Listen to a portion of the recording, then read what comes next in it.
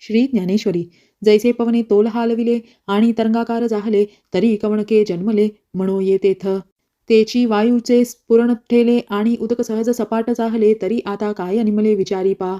देहिनोऽस्मिन् यथा देहे कौमार्यं यौवनं जरा, तथा देहांतर प्राप्तिर्धीरस्तत्र न मुह्यन्ति.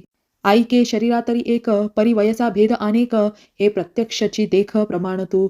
एथ कौमार्यत्व दिसे, मग तारुणी ते भ्रंशे, परिदेहची न नाशे एकेका सवे. तैसे चैतन्याच्या ठाई ये शरीरातरे होत जाती पाही, ऐसे जाणे तया नाही व्यामोह दुःख. मात्र स्पर्शास्तु कौंतेय शीतोष्णो सुखदुःखदाहा, अमागमापानियो नित्यस्थं स्थिती तिक्षस्व भारत.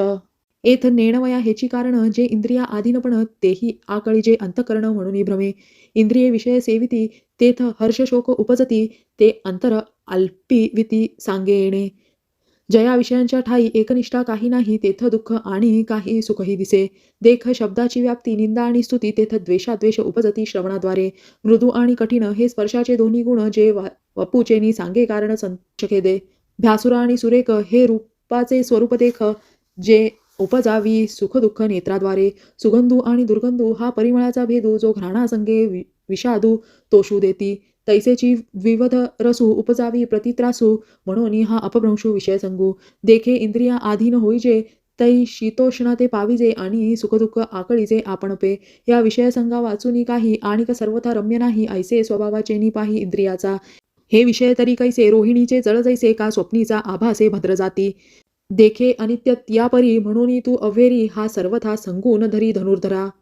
यम हि न व्यवस्थ्यन्ते इति पुरुषं पुरुषसभा, समदुःख सुखम धीरम सोममृतत्वया कल्पते. हे विषय जयते नाकळीती, तया सुखदुःखे दोन्ही न पावती, आणि गर्भ वासू संगती नाही तया. तो नित्यरूप पार्था ओळखावा सर्वथा, जो या इंद्रियार्था नागवेची. नासतो विद्यते भावो न भावो विद्यते सतः, उभयोरपि दृष्टंतस अत्वन्योस्तत्वदर्शिभिः. आता अर्जुना आणिक काही एक सांगेन मी ऐक, जे विचारपर लोक ओळखिती. रामकृष्ण हरी.